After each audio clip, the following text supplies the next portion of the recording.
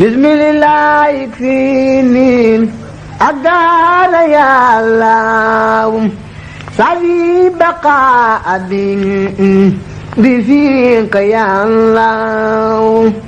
bi Cheikhul Xadim radiyallahu anhu gisee yonent bi sallallahu alayhi wa sallam ci Touba sëriñ bi da koo wax li mu bëgg. yonent bi sallallahu alayhi wa sallam xamal ko ne ko loolu nag day dara ju màgg joo xam ne li koy maye lu jafe la ne ko ngir nga jot ci nag faaw nga defi xidma gu mag gi. xidma googu nga xam ne dafa am ay sart yu bari muy xidma goo xam ne it ngir mu def ko faaw moom sëriñ bi mu génn ci ay mbokkam dem ci barab bu weet boo xam ne du fa nekk ak menn mbokkam wala benn taalibeem wala jegeñaaleem. du am kenn ku ko dimbale wala ku koy wéttali wala ku koy jàppale. wéet fa ba nga xam ne satal ak ndox sax bu ko soxlaa moo koy duyal boppam. di muñ natt yi di dékku it tooñ yi nga xam ne noonu dañ ko koy def. sëriñ bi daal di xamal yonent bi sallallahu alayhi wa sallam ne ko nangu na.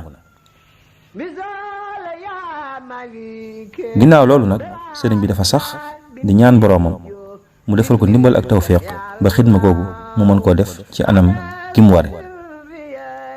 diir boobu yépp it daana am léeg-léeg mu di ko junj ñenn ci taalibe yi ak njaboot gi. ci loolu sëriñ Basiiru nee na am na bis sëriñ bi nettali ma ne ma sama téere boobu di Muxaddamatul Xidma de nangu gu suñ borom nangu la ma ko ca ñaan moo waral yoonu géej gi. yoon woowu nga xam ne dafa saxoon moom sëriñ bi fu mu toll daa ñaan boroomam ci mu defal ko ndimbal ak tawféex ba mën koo def ci anam gi mu ware. looloo tax moom sëriñ bi mu wax ne keroog bi mu génnee këram ci Mbàkke Baari dem jeewal daje fa ak tubaab yi ñu ànd jaar kokki ñëw Louga. nee na bi ñu ko dugalee ci train gi ci Louga jëmee ko Ndar yéemu na lool ci suñ borom ndax xam ne ne ñaan gam ko ñaanoon nangul na ko ndax tey jii wommatal na ko tubaab yi tàggat leen bañ di ko fi jële di ko yóbbu ci barab boobu nga xam ne moom la ko yonent bi sallallahu alayhi wa sallam waxoon ne fa lay dem ngir def fa liggéey ba. mu tàggatal ko tubaab yi ñu di ko fa yóbbu ngir bu liggéeyee ba noppi ñu indiwaat ko.